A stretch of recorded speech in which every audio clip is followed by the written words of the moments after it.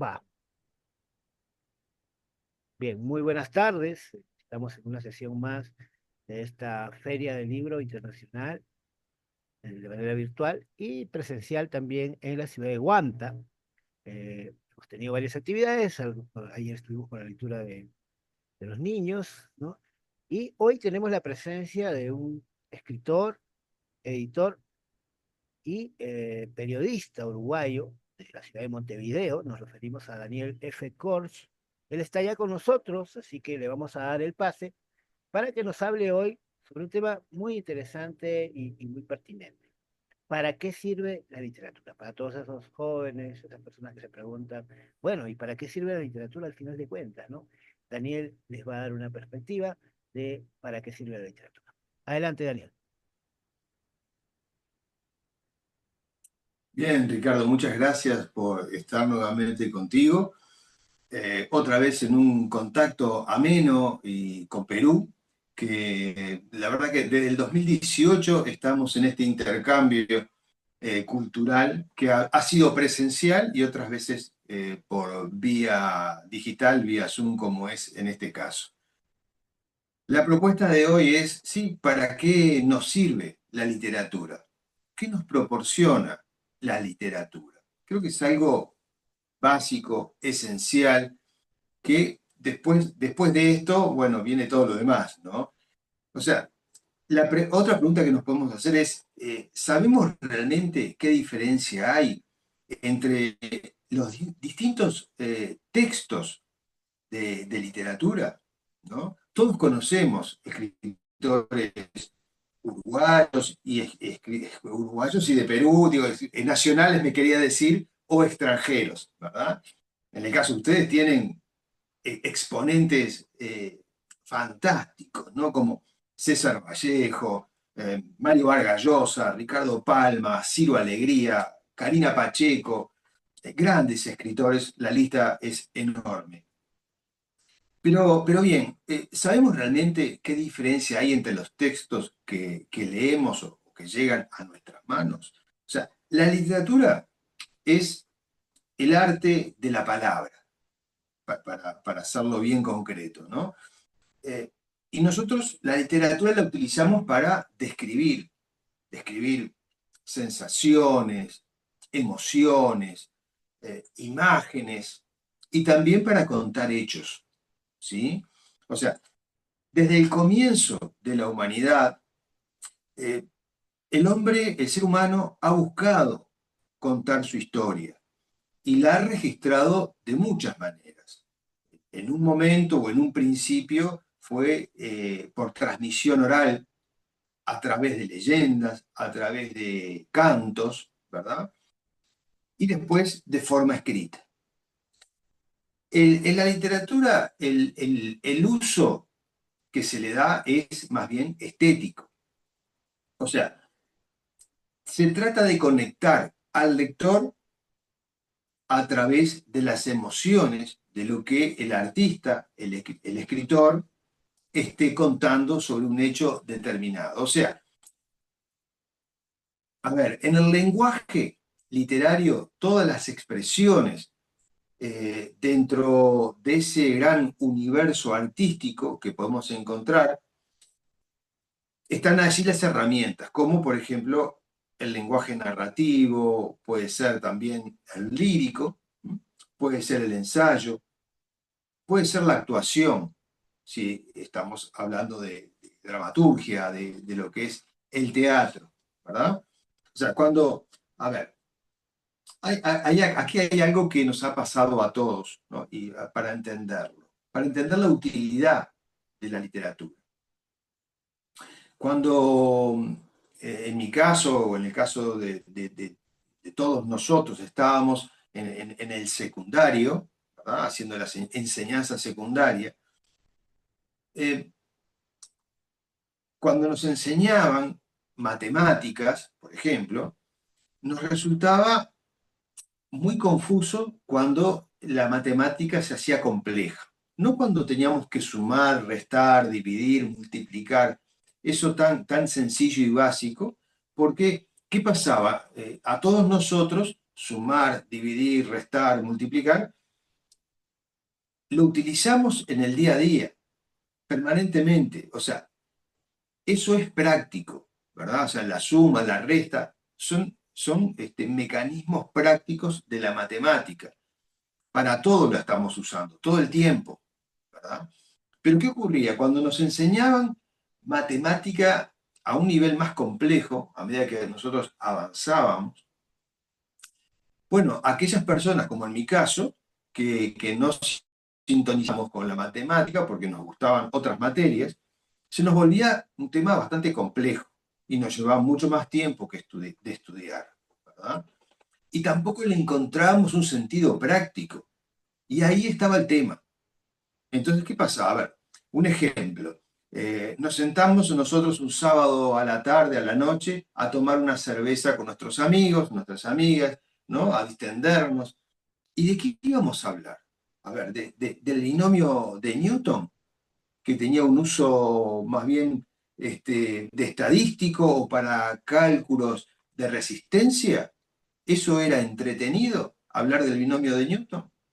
O nos sentábamos a conversar y decíamos, bueno, mira qué fascinante, ¿no? AP sobre AT es igual a delta, entre paréntesis ponemos PB y eso lo igualamos a cero. No sé, creo que para la mayoría ese lenguaje no es entretenido, no es divertido. Quizá para muchos sí. No estoy hablando en contra de la matemática ni de la ciencia, no me malinterpreten. Pero si nos sentábamos de repente a conversar un sábado a la noche, a tomar una cerveza y a distendernos, de repente podíamos comentar sobre un libro o sobre una película. Entonces, allí teníamos otro tipo de conversación común y lo que habíamos aprendido en literatura o en narrativa o tal vez en filosofía, ¿verdad? Podíamos sentirle una aplicación útil y práctica para tratar de comentar una película que vimos en el cine o en la televisión o sobre un libro que habíamos leído. Entonces ahí teníamos la aplicación de la literatura, de la filosofía, de la historia, de la música, del dibujo, para poder tener una charla recreativa entre varias personas. Entonces, claro, eso lo hacía entretenido. ¿Y qué pasaba? De esa manera nosotros le encontramos la utilidad a la literatura, ¿verdad? No obstante, lo otro nos parecía algo mucho más frío, más distante, que nos resultaba tedioso. Para muchos, para otros no. Pero esa es la diferencia que quiero plantear, ¿no? Entre lo que es lo práctico que nos deja cualquier texto enfocado a las emociones que lo que es de repente otras áreas de la ciencia que también son útiles, pero estamos hablando de conectar emociones. Por eso, ¿para qué nos sirve la literatura? Porque la literatura lo que nos produce al leer es llevarnos a un mundo que quizá no sea el mundo nuestro, pero es un mundo que, según la historia que se esté contando, lo vivieron otras personas. Entonces, al vivirlo otras personas, nosotros podemos empatizar con eso, entender cosas que de repente en nuestra realidad no se dan, porque yo puedo estar leyendo, vivir entre la cordillera y no estar nunca cerca del mar, pero al leer un libro sobre un viaje al mar, sobre pesca, sobre lo que ocurre cuando una gran tempestad, o lo que hay en el fondo marino, o lo que es atravesar un gran lago o un gran océano, yo allí estoy recreando en mi mente las emociones, las experiencias de otras personas que me cuentan a través de un libro una historia. Y yo vivo esas emociones como lector. Entonces, lo que hacen es llevarme a un universo que quizá no viva, capaz que en este momento de mi vida, pero que en el futuro puedo llegar a vivir. Y si mañana subo un barco y voy a tener una noción por lo que he leído, de cómo las cosas que pueden ocurrir en un barco, cómo me puedo comportar en un barco, y todo eso es producto de una lectura, ¿sí? O sea, me acerca a universos desconocidos que puedo llegar a recrear en forma práctica. Entonces, nos ayuda la literatura a identificarnos con experiencias de otras personas y de esa manera ir a lugares que no hemos soñado, pero nos dejan algo, nos dejan algo. Entonces, es una manera de entendernos con las personas que nos rodean y poder tener un tema de conversación. Entonces, lo que hacemos, además, lo que nos provoca la literatura es algo que podemos llamarle como catarsis, ¿verdad? La catarsis literaria, eh, o, o purgar nuestra tristeza desde la ficción. ¿Mm? O sea, hemos tenido acceso al dolor de otro a través de la literatura. Hemos tenido acceso a la alegría de otros a través de la literatura, a la angustia, ¿no? Porque lo vemos en los personajes. Y allí eso nos da también un crecimiento. Esa purificación se logra también con la música, con la pintura, con la escultura, ¿verdad? Digamos que todo el arte en sí tiene como pequeñas semillas que pueden ser como catárticas, ¿verdad? Semillas emocionales que en el momento adecuado pueden germinar. ¿Y qué pasa? Nos puede llevar a entender un problema que no hemos vivido aún, pero podemos vivir en el futuro a través de la experiencia de otras personas. Y eso nos llega a través de la literatura, ¿verdad? Por ejemplo, un filósofo y científico griego que vivió hace, no sé, más de 2000 años, en el 322 antes de Cristo, que fue Aristóteles. Aristóteles decía que eh, el teatro griego provocaba eso que yo mencionaba, la catarsis emocional, porque desde el escenario los actores lo que hacían era proyectar a los espectadores la situación que estaban recreando en esa representación teatral, ¿no? ¿Y qué ocurre? O sea, la literatura por un lado entretiene, es verdad, entretiene, pero la literatura por otro lado también nos informa, porque si llevamos lo literario a lo que es, por ejemplo, artículos periodísticos o a un libro escrito por un periodista sobre la guerra, sobre la revolución, sobre algún hecho, ¿verdad? Social o político, nos informa. La literatura también nos informa, nos actualiza. Entonces, existe una percepción de que es más importante informarse eh, o de instruirse o de capacitarse que del disfrute de la lectura. Acá hay dos escenarios importantes, ¿no? O sea, la instrucción y el disfrute. Y ocurre eso, que parece que para la existencia de todos nosotros fuera más importante siempre capacitarse, y lo es, ojo, es muy importante capacitarse, pero también es importante la lectura de recreación, el disfrute. Entonces, cuando nos preguntamos de qué nos sirve la literatura, es por todo eso, porque tenemos que informarnos, pero también tenemos que disfrutar de la lectura recreativa. ¿Por qué? Bueno, porque esa falsa percepción que yo les decía tiende a confundirnos, porque el disfrute de la literatura nos lleva a qué? A desarrollar un mecanismo de reflexión interior, ¿verdad? Sobre problemas que podemos leer y que de otra manera no nos podríamos entender si no es a través de la lectura.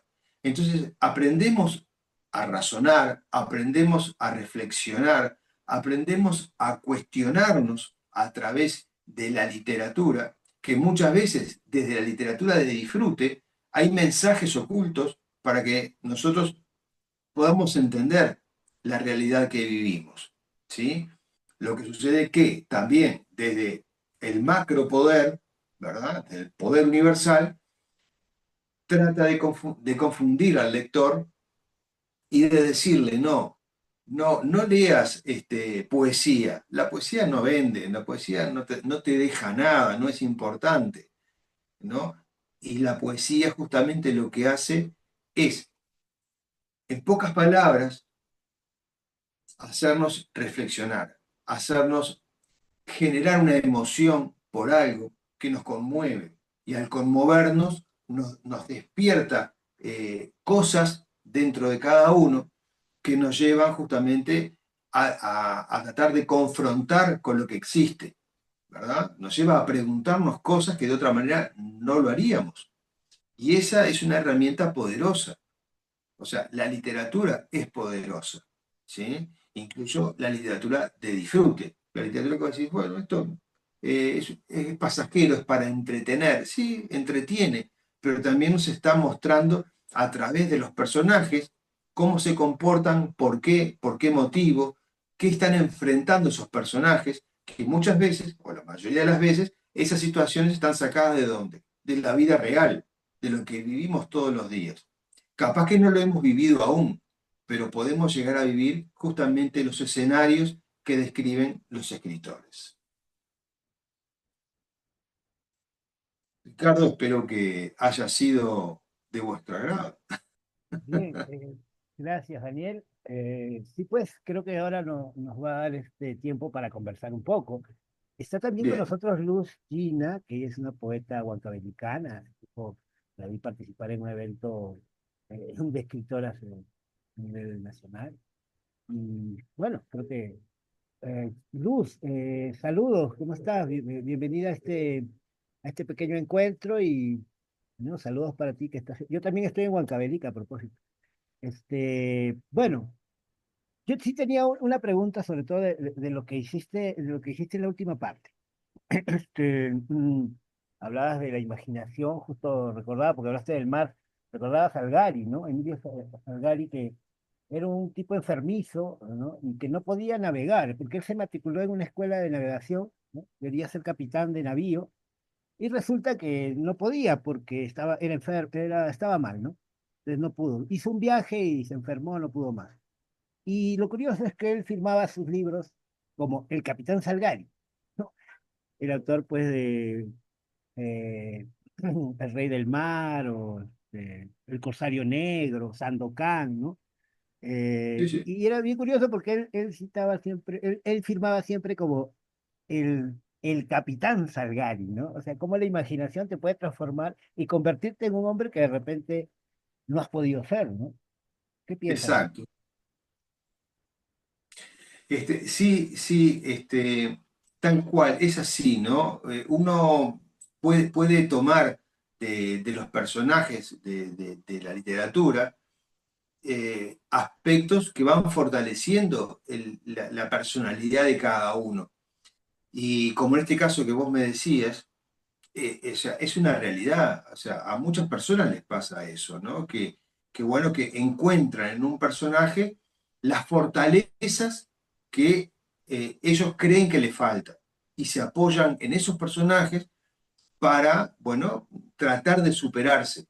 En este caso que vos me planteas, alguien que no pudo viajar físicamente, bueno, él en su mente estaba como investido, ¿no? De lo que era un capitán.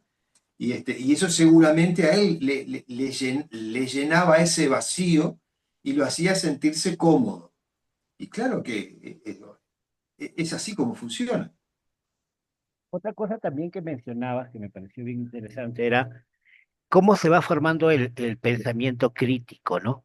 Porque creo que una de las debilidades de la educación hoy en día es que se repiten temas, se memoriza algunas cosas, pero al final no enseñamos a pensar, ¿no? Y enseñar a pensar suena un poquito grueso el término, ¿cómo enseñar a pensar? Porque las personas solemos creer que uno piensa automáticamente, ¿no? Eso que uno piensa, digamos, nace pensando. Pero en realidad el pensamiento, sobre todo el pensamiento crítico, se crea. ¿Qué rol tiene la literatura y en particular la poesía, porque lo mencionaste, en la formación del pensamiento crítico, Daniel? Una pregunta. Sí, claro, en poesía, por ejemplo, hay un universo muy grande sobre... Uno a veces piensa que la poesía es solamente cosas románticas, ¿no? Pero no es así. O sea, hay poesías de denuncia social, hay poesías que tratan sobre violencia de género, hay poesías sobre todos los temas, ¿no? Eh, entonces, por ejemplo, nosotros en Uruguay, ¿no? Tuvimos un poeta que era un combatiente, se llamó Bartolomé Hidalgo, que allá hace mucho tiempo, ¿no? Ya mediados del siglo XIX, este, él vendía y a veces y regalaba sus cielitos, sus poemas patrióticos, donde él condenaba toda la agresión que se vivía en la guerra, ¿no? Y siempre hubo ese tipo de poesía política que justamente lo que hace es contribuir a razonar una situación social desde otra perspectiva. Así es, ¿no? También en los movimientos que hubieron, ¿te acuerdas? En África hace una década, me parece, en el Cairo, en varias ciudades, una cosa que yo me enteré es que gran parte de la movilización se originaba a partir de escritores, ¿no? De poetas que iban divulgando ciertos lemas, ¿no? Críticos de la sociedad que se vivía en ese momento, ¿no? Y que fueron el catalizador de repente de toda esa protesta. Ahora, yo quisiera, a ver si Lugina nos acompaña un poquito. Luz, ¿tú crees que podrías hacer un comentario o preguntar algo, por favor? Si te... Hola, no sé si está presente, de repente está solamente escuchando. Bueno, en todo caso, si te animas, enciende tu micro y puedes hablar, Luz. No, parece que no desea. En todo caso, bueno, siguiendo, si ella se anima, nos avisará, ¿no? Eh, en todo caso, siguiendo esa línea, ¿no? De la formación del pensamiento. Justo decías algo, ¿no? Muchas veces tendemos a pensar que la poesía está ligada siempre al tema amoroso. Yo le diría romántico, porque para mí el romanticismo es más que solamente el tema amoroso. Pero sí, se liga a eso, ¿no? Como la poesía siempre decir cosas bonitas, ¿no?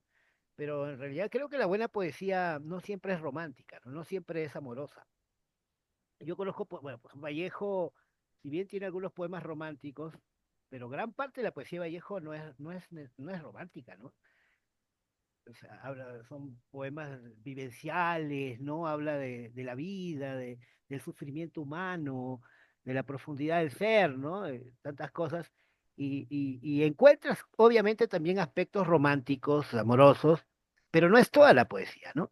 Y creo que generalmente, para mí al menos, la buena poesía, no necesariamente, yo me acuerdo, por ejemplo, un poema, ¿no? De Horacio que dice, Carpe diem, crédula es postrero, ¿no? No te fíes del incierto mañana, vive el presente, ¿no?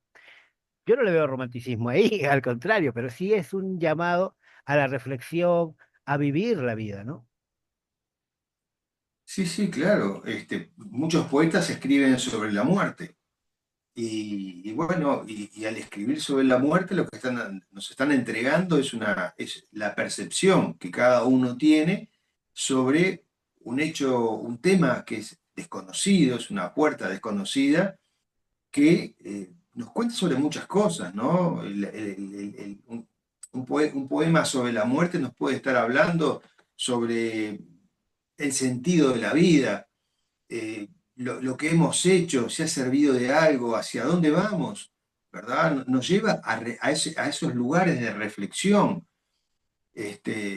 Entonces, incluso el poema romántico o el poema de amor, nos lleva también a justamente a entrar en lugares que por distintos motivos, de repente muchas personas no están sintonizadas con esa realidad, pero al leerlo dice, a ver, me he estado perdiendo de algo, porque te hace ese clic.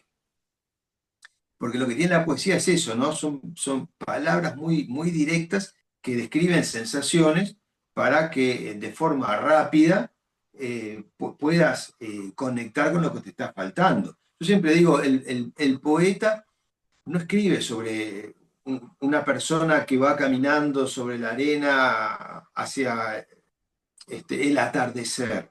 Lo que el poeta está viendo es las huellas que deja en la arena esa persona que va caminando, y quizá en esas huellas esté el problema en el que está pensando, por qué lo llevó a ese lugar. Entonces, ¿qué quiero decir? El poeta siempre está viendo más allá de lo que nuestros ojos ven. Ingrediente también que me parece que contiene la poesía, sobre todo la poesía antigua, la poesía, digamos, clásica, en sus orígenes, no solo en un pueblo, sino en varios pueblos, es que está ligada con la memoria, ¿no? Que la poesía sirvió siempre para preservar la memoria, las tradiciones, la cultura de un pueblo, ¿no? Eh, ¿Cómo ligas tú, o qué te parece a ti esa cercanía de la poesía con la memoria? Y sobre todo, pues que la rima y las formas diversas, porque en castellano, pues la rima es muy útil, pero hay idiomas donde la rima no es tan útil, ¿no? O sea, no tiene la misma función. Por ejemplo, en inglés se usa la aliteración, ¿no? Que es una figura que es más usual que la rima en ese idioma, porque quizá la rima no es tan, digamos, tan práctica, ¿no? Depende, pues, Sí, de cada idioma, ¿no? es verdad, es verdad, es verdad. Sí, claro. Lo mismo pasa, por ejemplo, con los haikus, ¿verdad? Yo, el haiku tiene toda una connotación, tiene todo un esquema, tiene un mecanismo que funciona muy bien dentro del pensamiento y del idioma japonés. Pero cuando yo he visto haikus traducidos al español, es como que pierden potencia, pierden la esencia vital, porque ahí tenés un tema idiomático, ¿no? Cómo se comprime una expresión para llegar a lo que es un haiku. Entonces, ahí ya olvídate de todo lo que estamos hablando, ¿no? Es otra cosa. Y es poesía, ¿verdad? O sea, cómo los japoneses lograron hacer eso, ¿no? O sea, desestructurar tanto el idioma y a través bueno, de un sistema inteligente desarrollado para formar el haiku, pueden plantar esa semilla de emociones en la palabra escrita. Entonces, claro que forma parte de nuestra historia, y que la poesía actual no tiene mucho que ver con la poesía de hace 100 años o 200 años, porque, bueno, hay algo que se llama evolución, y la sociedad va desarrollándose, cambiando el pensamiento, y el trato entre los humanos hoy no es el mismo del que vivió Becker, por ejemplo. Entonces, claro, hoy nos puede resultar muy como infantil alguna poesía antigua, pero, pero eso es porque en esa evolución que el ser humano ha tenido, nos ha pasado algo muy curioso. Nosotros hemos estado perdiendo gradualmente la capacidad, no sé si de asombro, pero la capacidad de ver lo bello como bello, ¿no? Nos hemos vuelto insensibles a muchas cosas. Y un ejemplo creo que muy fácil de ver es este. Por ejemplo, nosotros cuando hace, no sé, ponele 40 años, ¿no? Veíamos una noticia en televisión de un accidente, y veíamos, por ejemplo, a alguien que había fallecido por el accidente, y nos espantábamos. Por lo general, ese tipo de noticias no mostraban la parte sensacionalista, no nos mostraban la sangre, no nos mostraban la persona muerta en la calle, por ejemplo, o rastros de lo que había sido algo muy impactante. Sin embargo, ahora, en un informativo al mediodía, pues, estamos viendo continuamente situaciones violentas, situaciones donde hubo sangre, podemos llegar a ver hasta cuerpos sin vida. y no llamarnos la atención. Puedo decir, ah, qué horrible, qué tragedia, y chao, y nos olvidamos. Entonces perdimos esa sensibilidad. Y como perdimos esa sensibilidad frente a lo grotesco, frente a lo dramático, eh, hemos perdido la sensibilidad justamente de, a ver, de- de- de conectar con cosas muy elementales o no, importantes con respecto al amor, ¿no? A Sí, lo que no, puede sí. significar una caricia, a lo que puede significar una mirada tierna, una mirada con ternura, como que eso no le quitamos importancia. Hay otro aspecto que, aunque no lo has mencionado directamente, de alguna manera lo has sugerido, y es el tema de la desacralización de los temas. Siempre pienso que la poesía en su origen siempre ha estado un poco ligada con la visión del cosmos, con lo sagrado, y parte de la literatura, bueno, mira, los libros sagrados, por decirte, no me refiero solo a la Biblia, el Corán, el Bhagavad Mm, Gita, todos están escritos en un lenguaje poético, en un lenguaje mm, metafórico, lleno de figuras, ¿no? Entonces, también, y porque también la poesía está ligada también a la transmisión de enseñanzas morales, muchas veces. Eh, Parte de la literatura tiene ese carácter, pero yo creo que hoy en día, si bien es cierto, hay yo no diría exactamente evolución, a veces es incluso involución en algunos aspectos, pero hemos cambiado, ¿no? Pero hoy en día, como que lo sagrado, como que digamos, lo importante, lo sensible, cada vez es menos importante. Hay como una banalización de la vida, ¿no? Como que ya no importa nada y eso se transmite y es también un carácter de nuestra sociedad actual, porque tú conversas con un chico joven y te va a decir, si le preguntas, ¿qué cosa es sagrado para ti? ¿Qué cosa vale la pena? Y te va a decir, a mí nada me importa, a mí todo es igual. ¿Qué piensas mm. de eso que está pasando? ¿Qué tan ligado está a la literatura también? Claro que sí, Ricardo. Eso pasa para mí porque hay un descreimiento de todo. O sea, hoy la mayoría de la gente, sobre todo las nuevas generaciones, ya no creen, no creen, no creen en la religión, no creen en la política, no creen en muchas situaciones planteadas de actualidad, no creen, no creen. ¿Sí? O sea, ya es muy difícil convencer a las nuevas generaciones porque, bueno, yo creo que a través de los grandes medios de comunicación, a través, bueno, de Internet, de la facilidad que nos da un celular, la información, cómo está dada, el público ha tenido acceso a mucha cosa y ha tenido justamente la posibilidad de acercarse a realidades que antes no las veía tan claras. Entonces, ahora dudan. Y, y eso para mí lleva a ese descreimiento de todo. Pero creo que es general, es mundial. Creo que el mundo está yendo para un lado y mucha gente está siendo espectador de, de algo que no conocemos. O sea, yo creo que el mundo ya no se puede llegar, no se puede regir por los mismos parámetros que se hacían hasta ahora, ¿sí? O sea, ya hoy todo el mundo no cree, la gente no cree en los políticos, o sea, no cree muchas veces hasta en situaciones planteadas por el arte mismo, porque saben de que hay simulaciones. Hoy es muy fácil que alguien poner una cara bonita y hacer que cante, cuando de repente no, ya está grabado y se hace un playback, cuando esto es hace mucho tiempo, pero cada vez la tecnología facilita más todo esto, incluso hasta hacer música. Antes para hacer música tú necesitabas entender la música, necesitabas estudiar música, bueno, o tener una capacidad como muy pocos tuvieron que sin aprender música hicieran música de oído, ¿no?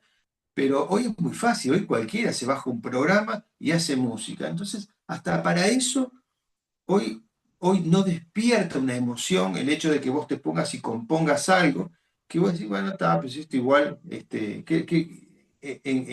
¿qué programa usaste? ¿Qué inteligencia artificial usaste? ¿No? Entonces hay un descreimiento en general de todo. Sí, y Lo que pasa, justo has tocado un tema bien importante. Yo soy un explorador constante de cualquier cosa ahí que me llame la curiosidad. Y me gusta mucho la ciencia ficción, entonces siempre estoy buscando historias así. Y he encontrado que ahora, a través de la inteligencia artificial, se pueden hacer pues miles, millones de historias, ¿no?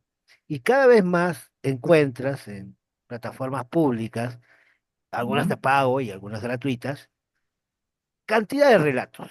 Algunos de ellos interesantes, hechos por inteligencia artificial, ¿no? Incluso artículos, ¿no? Sobre todo los artículos históricos que necesitan muchos datos, pues una inteligencia artificial lo hace mucho más fácil que un ser humano, porque va a tener los datos casi de inmediato. Entonces, está empezando a abundar la literatura y cada vez con más presencia la literatura artificial, la literatura de inteligencia artificial.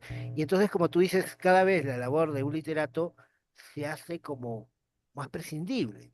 Yo creo que al final nunca se va a reemplazar, o por lo menos no en esta etapa de la evolución de la inteligencia artificial, no se va a poder reemplazar al ser humano del todo, pero sí gran parte, ¿no?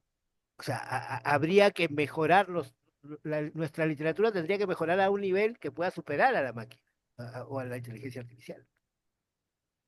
bueno, de eso se trata, ¿no? Yo creo que primero no hay que tenerle miedo al avance de la tecnología, para nada. Son herramientas que las podemos utilizar para facilitar nuestro trabajo literario. Ahora bien, les voy a poner un pequeño ejemplo. Hace unos meses atrás yo formé parte de un jurado donde jóvenes de todo un instituto tenían que escribir sobre algo determinado, ¿no? Hacer un cuento o un relato con una consigna determinada. Bien, ahí me llegaron cantidad o sea, yo como jurado tuve un libraco con cantidad de cuentos, creo que eran como 100 cuentos distintos, ¿no?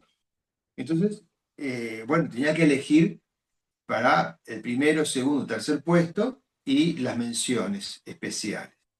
Me pongo a leer y a seleccionar y, bueno, y a comparar. Y llega un momento, Ricardo, que me encontré que había nombres que se repetían, que habían situaciones que se repetían, habían sensaciones que se repetían, con historias distintas de distintos jóvenes. Y yo digo, pero esto cómo puede ser, porque me, llegó un momento que me empezó como a romper los ojos que veía lo mismo. Entonces consulté con el resto del jurado y les digo, che, en tal cuento, en tal otro, ¿ustedes no encontraron nada que se repita? Y entonces me decían que sí. Entonces digo, pero a ver, acá puede estar pasando algo. O hubo gente que se copió y se pasaron las ideas, o están recurriendo a ChatGPT. Entonces hicimos la averiguación y habían utilizado inteligencia artificial. Entonces, claro, a ver, el ser humano se tiene, como me di cuenta yo y otros también, nos dimos cuenta que algo raro estaba pasando. Porque, claro, llega un momento que frente a tantas consultas, la inteligencia artificial tiene un abanico de distintas respuestas, pero llega un momento que eso se agota. Y del otro lado nosotros nos dimos cuenta que nos estaban pasando algo que no era real. Entonces detuvimos todo el proceso. Eh, Eso pasó ahora. Otra cosa que me ocurrió fue que se me perdieron a mí por un problema que tuve técnico, parte de unos cuentos que había procesado e intenté recuperarlos con inteligencia artificial. La inteligencia artificial, usé hasta 5 inteligencias artificiales y de pequeñas palabras que habían quedado y símbolos se recuperaron algunos textos, pero esos textos no tenían la estructura que yo le había dado originalmente y eran como mucho más fríos, como mucho más resolutivos. O sea, que hoy se nota mucho, hoy te das cuenta cuando es algo humano y cuando es inteligencia artificial. O sea, creo que el ser humano tiene un poder de sensibilidad que por más que la inteligencia artificial trate de resolver, de decirle, bueno, a ver, yo quiero hacer un cuento sobre, no sé, una nave que va desde la Tierra hasta Venus y le pasa tal cual cosa y me va a componer algo. Pero van a haber pasajes donde va a faltar eso, la experiencia humana de cómo yo puedo transmitir una sensación. Eso no va a estar, porque eso es algo que solamente fue vivido por el humano.